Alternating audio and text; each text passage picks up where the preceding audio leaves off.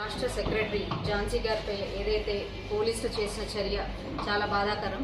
ఆవిడపై ప్రవర్తించిన తీరు చాలా సిగ్గుచేటు.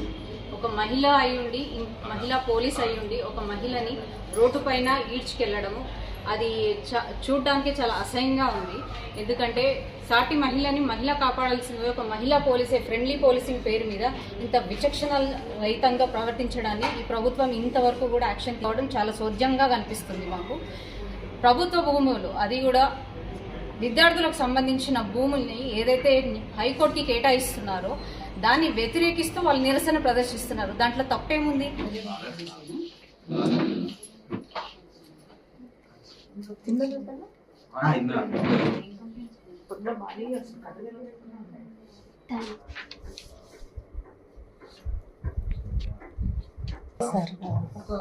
కొంత దూరం లాగేసింది, ఫీవర్ వచ్చింది.